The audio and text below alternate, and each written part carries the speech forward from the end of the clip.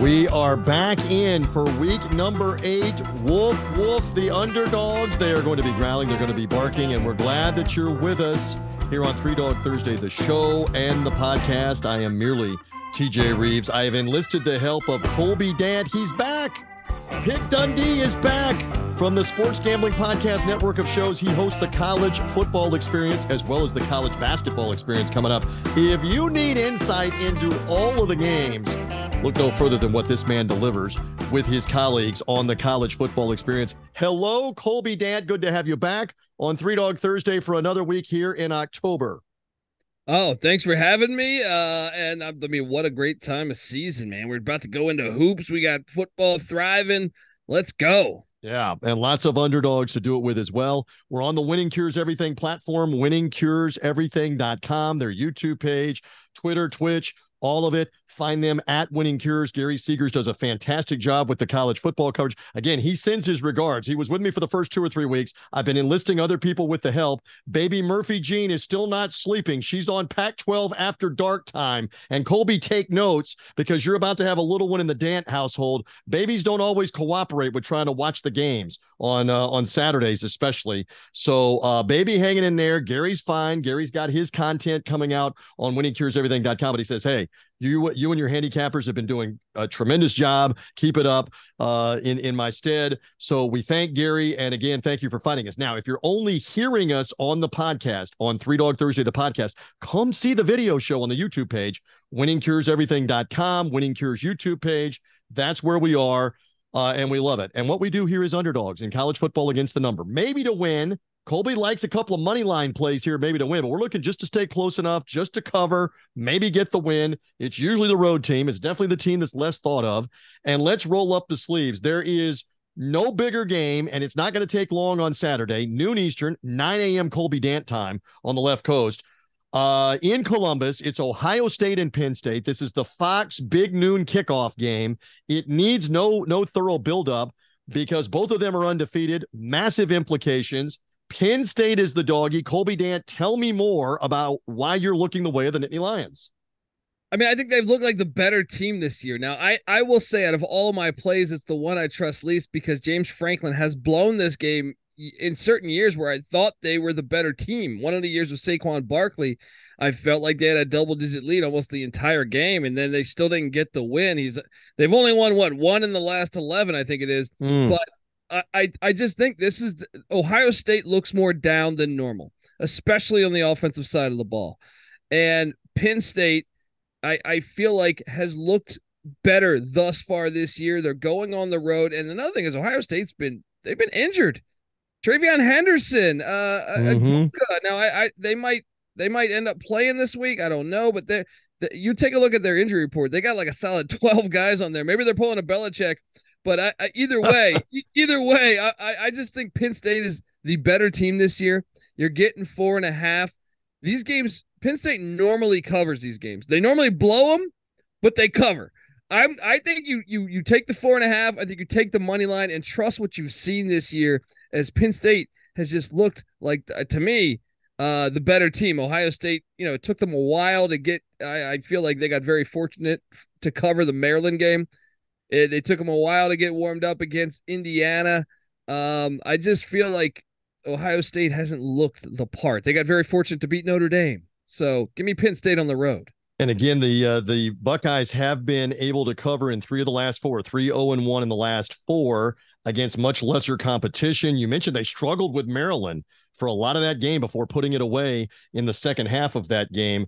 Again, massive implications for the Big Ten title game, for the college football playoff. It is early. Colby Dant says Nittany's, James Franklin, Drew Aller, the two-headed monster in the backfield, Katron Allen and Nick Singleton. Let's see if Penn State can get it out. What was your stat again? One of the last 10 or one of the last 11? I think it was 11. I think it was 11. Got to try to win. They cover. They cover a lot of those. The most important games for Penn State right now are Ohio State and Michigan. You got to do better against those teams at the upper echelon, so we'll see if they are able to do so. All right, so you start off with an early pooch here on Three Dog Thursday. I'm going Service Academy. Salute. Let's go Service Academy Showdown. who had Air Force 6-0 pick Dundee, but that is the case. Straight up, Air Force 6-0 in the top 25, playing at Navy. By the way, a plug for our friends at the Yards and Stripes Service Academy Football Podcast. Go check them out as part of College Gridiron Coast to Coast, the podcast feed. Yards and Stripes with Price Atkinson, Steve Carney, breaking down the Service Academy games every week, including this game. So both quarterbacks are injured. The Air Force quarterback is ruled out despite them being 6-0. Navy's quarterback questionable to play, but the line right now sitting at 10.5. It may come down a little bit if the Navy QB can officially play. Again, Colby and I do this midweek. If the line goes up or down, we have no control over that. It's what we're locking it in here on the show. Colby, they only won 14-0 with Charlotte. They have played better as of late. A win over North Texas. They lost in a shootout at home to USF, to South Florida and Tampa, Mrs. Rives school, as I keep pointing out. They scored some points and maybe should have beaten my Memphis Tigers, my school.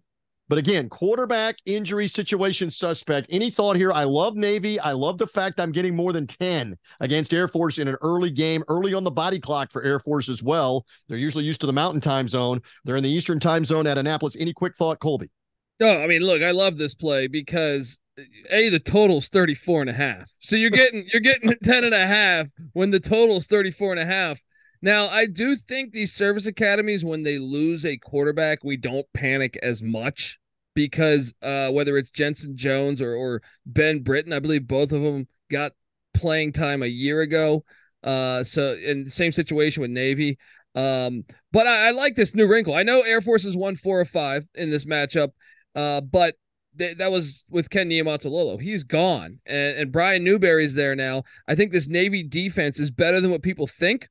I love the 10.5, and once again, I like taking a sprinkle on the money line too. Interesting. Wow, what an upset if they can get it to ruin Air Force's unbeaten season right now for the Commander-in-Chief's trophy, etc. We will find out for Navy early with Air Force. Again, it is 3 Dog Thursday. Colby Dant hanging with me here on the Winning Cures Everything platforms on the podcast feed. You're going to go right back to the Big Ten as we roll on here on 3 Dog Thursday, and you're looking the way of the Illinois Fighting Illini. Oh boy, Illinois has been stumbling. They've got Wisconsin at home. This is a 3:30 Eastern time, 2:30 in Champaign game. Adjust your time zone accordingly. What stands out about Illini against the Badgers for you?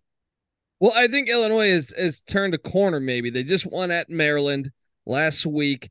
And this is a personal game. You got Brett Bielema, who thought, him and former Wisconsin coach, and kind of some bad blood between him and the university as he departed for Arkansas. And then their interim head coach last year, Jim Leonard, who a lot of people thought they were going to give the head coaching position to. He was not given that. And now he's the defensive assistant for the Illini. And then you add in the fact that I think Wisconsin's really been counterfeit. You look at their wins here. Their best win is probably at Purdue or home to Rutgers. And even that Rutgers game, if it wasn't for a 99-yard pick six, would have been very close. Tana Mordecai, their starting quarterback, SMU transfer, out. He broke his hand. He's out indefinitely. Same with Ches Maluski, their running back. Now they have Braylon Allen, so should be okay on the running back side of things. But they're switching to that Derry Raid offense, and I don't think that thing has been fine-tuned at all in Madison. And I think the fact that they have to go on the road to Champaign and the way that Illinois looked last week, I think they had this one circled in general. But now I start to see some development with this team, whether it's Reggie Lover, that freshman running back, I'm drawing a blank on his name right now, that for the Illini that kind of popped off screen past couple weeks. I think the Illini dial up a good defensive plan to really attack the Wisconsin offense with their quarterback situation. And I think they're a live dog at home there. I think they win it outright. And again, they beat Maryland a week ago. You mentioned Reggie Love there in the backfield. They lost to Nebraska at home in that Friday night game where Nebraska put it on them in a low scoring game, but they were able to bounce back here in this one. So we'll see. We'll see what the Illini have. What is it? Caden Fagan, if I say it correctly, or yes. Fagan, that's the freshman you're talking about as the two-headed monster. Bielema can never have enough running backs. But Bielema would start running the wishbone again if somebody would let him. Nobody runs the wishbone anymore. He loves running backs. He loves big offensive linemen. You just believe in the Illini here one more time. Well, that's what's great too. I feel like early in the year they were trying to pass the ball too much. Last week they get it. Oh, they rush for over 100 and some yards. They get it going. And what did Wisconsin do last week? They gave up over 7 yards a rush at home to Iowa. So like the Illinois play. All right, we'll see what happens in that one again midday on Saturday. A reminder, as you watch us on Three Dog Thursday, the video show, you hear us on the podcast, take advantage of our sponsor, TicketSmarter.com. Colby Dant knows all about this, whether you're talking about Penn State at the Horseshoe with Ohio State, whether you're talking about Alabama and Tennessee, the third Saturday in October. They've written books, Colby Dant, about the third Saturday in October. It has always been that big of a tradition. If you're trying to get into Tuscaloosa for that game, if you're trying to get into the Coliseum for USC and Utah and that matchup that's coming up, wherever these games that are being played, the biggest ones, wherever they're being played, use TicketSmarter, the TicketSmarter mobile app. And use our promo code as well. TicketSmarter, first of all, has the most competitive prices on the secondary market. Their purchase is safe, secure. It will take you only a couple of minutes to sign up and to get in there and take advantage of great pricing that they have. And use our promo code. In this case, 2 ways to save. WCE10 gets you $10 off of an order up to $100. If a single ticket is $100 or less, take $10 off the order. WCE for Winning Cures Everything. WCE10. Use the promo code as well if you're looking to spend more for the better seats. I mean, some of those better seats in Columbus are $400 or $500. Same thing at Bryant-Denny Stadium for Alabama and Tennessee. The better seats going for $400, $500 in those. Coliseum, I don't know, wine and cheese crowd. Colby, you're out there in LA. I don't know if the better seats are going to get more than a couple $100. But if you're spending $300 on an order, use WCE20 and take $20 off the order of $300 or more. Again, it's TicketSmarter, the TicketSmarter mobile app.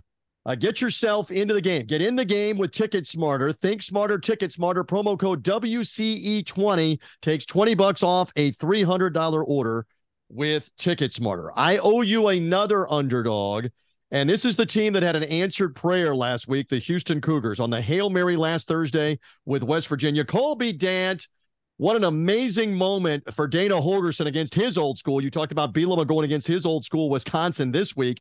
Holgo against West Virginia. Colby, my God, what a reality show college football is, to have West Virginia score in the final 30 seconds on a 4th down, no less, to score on a long pass, or the game is over, and then to turn around and have Donovan Smith throw the Hail Mary into the end zone, and Houston catches it and wins it. So that's last Thursday. We now roll to Saturday. Oh, and the stars at night are big and bright deep in the heart of Texas. Here come the Longhorns. It's a ton of points, 23.5. Donovan Smith has experience against Texas. I worked the game, brother, last year on national radio, Compass Media Networks, as Texas Tech with Donovan Smith upset Texas in overtime. I am working the Donovan Smith mojo against the Houston Cougars against Texas again here. I like him throwing the ball. I don't know that they can win this game, but 23.5 seems like way too many points. I know Texas off the bye, off the loss to Oklahoma. Colby, care to talk me off the ledge a little bit on Houston and that many points? No, I can't. And look, I'm not just agreeing with you for the show's sake. I really feel this way, and you'll hear me say out these same picks on my show. But, I mean, the fact that this game sold out, Houston fans have been blocked from going to the Power 5 many years now because of Texas. I remember, I know people that, yes, that personally with the Houston program that have told me that they would have gotten in. Texas had blocked them. So this is personal. And then you add in the fact that Dana Holgorsen has a winning record all time against Texas back to his Dub V days. He always gave them fits. He has a 4-3 record against them. And the 3 losses, only one of them kind of got out of hand at 18. The other 2 were a 3-point loss and a 1-point loss. So I love getting the points here with the Dana Holgorsen here. I feel like he's like the riverboat gambler, man. He's a coach that you can never count out. And I'm sure he'll have his guys ready.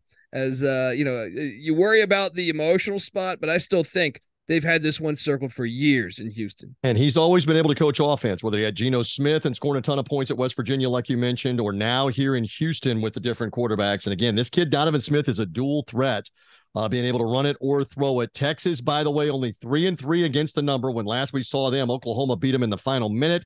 Thank you on Three Dog Thursday to Dylan Gabriel and the Oklahoma Sooners for the last minute win in the cover for Three Dog Thursday.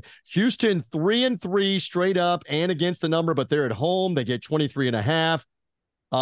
Cougars here in this one for the host on Three Dog Thursday. One more underdog for each of us officially. You're going to stay in the Big 12, and there is a phenomenal home run, a home streak stat for the BYU Cougars, and you're looking at them strongly for Three Dog Thursday reasons. Give me more on why you like BYU here in a Big 12 matchup, also with Texas Tech. Speaking of Donovan Smith, and we keep mentioning Texas Tech, BYU at home with Texas Tech Saturday, late afternoon Mountain Time, 5 Mountain Time, 7 Eastern Time. What leads you to the Cougars? Well, it's really the injury situation. You got Tyler Shuck out for the season. Now, Baron Morton their backup got injured last week. So you don't know who is starting in Lubbock. And then the fact that this is why I felt confident with BYU joining the Big 12 and being, somewhat respectable. They have a legit home field edge that I think is a lot better than what people realize. I think they beat USC the last time they played there. Texas has had problems there. I think that's the game that got Mac Brown fired. It's a tougher environment than people think. You got the altitude going against you, you got the weather going against you, and then you got a absolute lit fan base. No doubt. They got Cincinnati, and I had them on Three Dog Thursday on this program about 3 weeks ago in Provo. Same scenario. And do you want the stat for what you're going with? I believe it's the last 23 games at home, 21-2 straight up and against the number. Hello. That is some kind of roll they've been on at home, and now they're getting points with Texas Tech. Well, and you're getting a kind of an inexperienced quarterback on the road in a kind of a bananas environment. So I love the fact of BYU, the fact that TCU beat them down last week. I only like BYU more this week because of that. I think it's a get-right spot. They still have aspirations for making a bowl, and potentially, you never know how the Big 12 could go. So I know they have 2 losses, but you get a win here, you move forward. Who knows what happens? Keaton Slovis been in college, I feel like, since the 80s, and he's well capable of crafting an upset here. I actually think the wrong team is favored, to tell you the truth. Wow, man, I know BYU was bad. Our buddy Tyler Jones had BYU last week. They were bad in Fort Worth against TCU, but they had turnovers in that game, as you mentioned, back home in the home environment here, amped up, questionable quarterback situation for Texas Tech. Love this play. I was looking at this myself. Love this play, bounce back for BYU. I gave it to Colby. I said, Colby, take it. He will with the Cougars plus 4.5 in the matchup with Texas Tech. So one more underdog officially for me, and I'm not looking out west to the Pac-12 in your part of the world. I'm looking to the Mountain West out in your region. I'm looking towards Las Vegas, Nevada. I'm looking at the Colorado State Rams. Another last-second win on a Hail Mary final pass by Colorado State in a great comeback against Boise State. This Colorado State quarterback that led the comeback, Nicolosi, he's been really good. They shoulda, coulda, woulda. They should have beaten Colorado in the double overtime game, and the quarterback was good in that game. And I loved him in the comeback. He showed a lot. Braden Fowler, Nicolosi in that game. They've got some skill players. Torrey Horton and the other wide receiver. They got a couple of transfer wide receivers that can play. BYU, interestingly, Colby, is one of 3 Division I or FBS programs that is 6 for 6 against the number. And that is they and Penn State and Oklahoma. UNLV, Penn State, Oklahoma, 6 for 6, 6-0 ATS so far this year. I believe it comes to an end here. I think Colorado State has a chance to win this game in an upset. I will definitely take the 8 points. Mountain Time game, Pacific Time game at 5 local time, 8 Eastern time. Give me the Rams of Colorado State. I kind of like the swagger of Jay Norvell, the coach, a little bit. Any thought on Colorado State at UNLV, which has been good? Vegas is much better. They were a laughingstock program, but I just kind of like Colorado State in the spot. Quick thought? Love this spot. I mean, look, UNLV is 5-1, but they haven't beaten a team with a winning record. All right. And then you tell me Colorado State, I understand it's another team coming off an emotional high with Holker catching that Hail Mary. But at the same time, there's no home edge. I think UNLV made a big mistake leaving Sam Boyd and going to Allegiant, where if you watch these games there, I was in Vegas a year ago, went to one of these games. This is a home advantage for the opposing team. It's much like you've seen with the Raiders when they played the Steelers. So there's no edge in that place. It's way too big. Not enough people go to this game. So I think that favors Colorado State as well on the road. If anything, I think the Rams fans say, hey, we get a chance to go to Vegas. And really, they're the better football team. They should be 4-2. They were better than the Colorado Buffaloes that game, where the Deion somehow pulled that out. Oh yeah. And I think UNLV is a little bit of fool's gold because the best team that they beat is probably Vanderbilt, and Vanderbilt's not a very good football team. All right, so there we go. Those are the official plays. Honorable mention before we get out of here. We got the third Saturday in October, as we mentioned, Alabama favored by 9 midweek, tied with Jalen Milroe, looking good here since they've gone to him at quarterback. The offense has clicked. They're at home. Tennessee has struggled offensively with Joe Milton. That high-powered attack just has not been there. This is revenge for Alabama. Remember, they lost the last-second 1-point game on the field goal. Everybody stormed the field and tore the goalpost down. Alabama hasn't forgotten that for sure. Colby, just a quick thought. We're not doing it officially for Three Dog Thursday with Tennessee, but any thought on Alabama-Tennessee real quick? I like laying the points. I think a revenge game after last year. I think Saban was the first to tell you he mismanaged the thing at the final couple minutes of that game.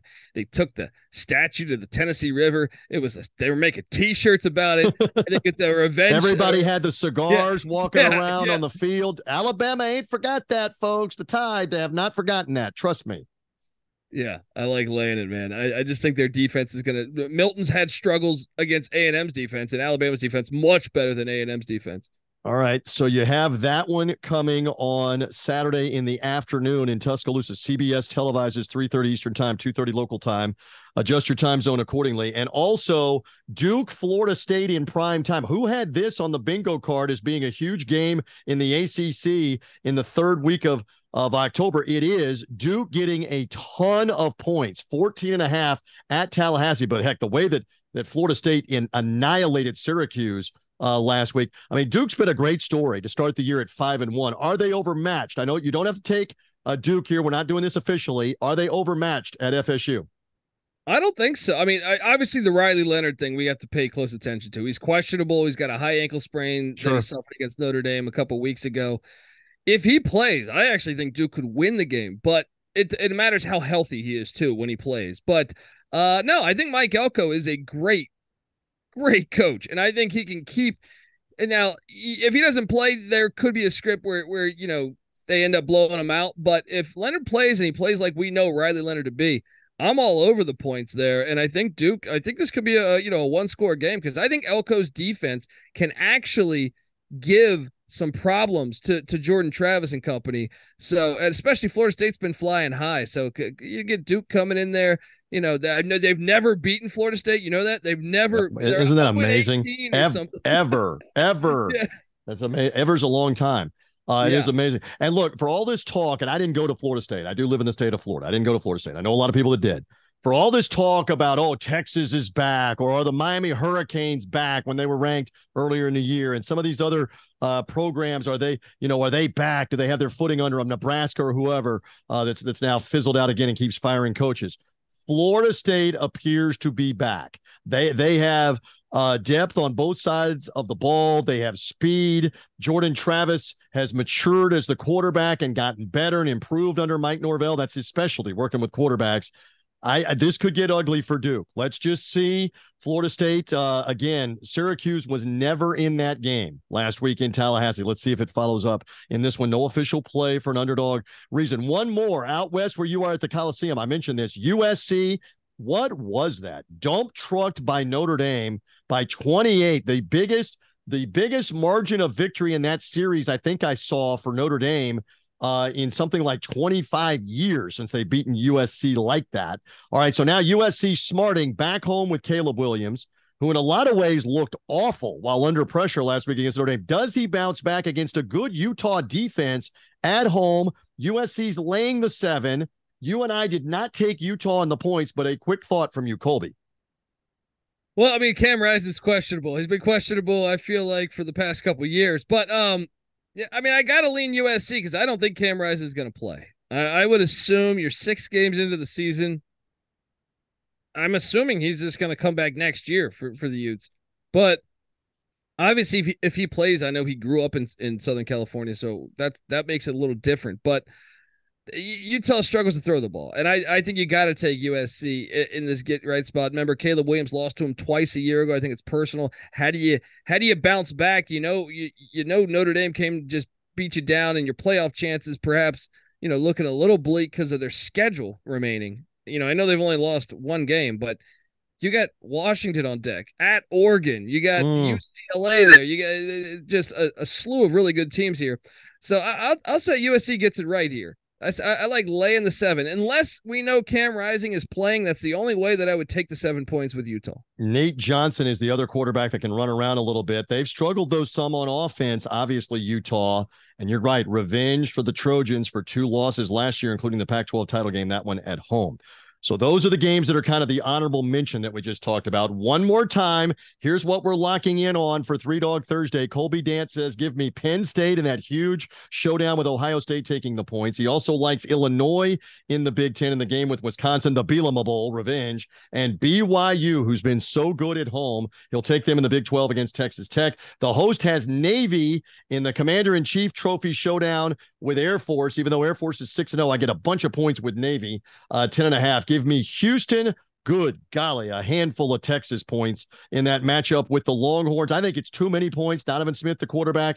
I think they'll keep it close, getting 23.5. And I like Colorado State to keep it close, if not maybe upset UNLV in Vegas. I like Colby's point that it's not a big home field advantage. And the cavernous Allegiant Stadium, where if you only have 15,000 people, it looks like you got 300 people in there. Let's see what the Rams can do, Colorado State Rams, with UNLV. Plug away, my friend. You do a great job with everything on the Sports Gambling Podcast networks of shows with the college football experience. Plug away about all of it, about when you guys are on, including game day, all of it. Go. Yeah, on game day, every 11 a.m. Eastern, 8 a.m. Pacific, every single week of the season. We will do the pregame show. We have a reaction show later that night. But really 6 days a week, the college football experience is talking college football. So subscribe. We're on Twitter and every other platform you can imagine. So the college football experience, and I also host the college basketball experience, part of the Sports Gambling Podcast Network. I appreciate you having me on the show, man. Always love Colby's insight. And again, find the college football experience wherever you get podcasts. They pick every game. You guys go over every game, FBS, FCS, all of it. We honed you in on underdogs on this show. They can find out more at sportsgamblingpodcast.com, Sports Gambling Podcast Network of shows. It's the college experience with Colby, Patty the C, NC Nick, everybody that's involved in that show, all your guests that you have on that show. You guys do a phenomenal job. I use you as a great resource. I listen. I try to learn what I can on that show. Colby, thank you. Thank you for hanging out again. Good luck with the underdogs on Three Dog Thursday, brother. Thank you for having me. And I can't wait to see the rest of the season, man. Let's go. See what happens. That'll do it for us. We thank Gary Seegers and everybody with winningcureseverything.com and the Winning Cures YouTube page. Also on podcast form, if you're only hearing us, come find the video show. winningcureseverything.com, the Winning Cures YouTube page. If you're seeing us, take us in your AirPods, your earbuds, with the podcast form of Three Dog Thursday. For now, for Colby Dant, I'm TJ Rives. Good luck with the underdogs from Three Dog Thursday.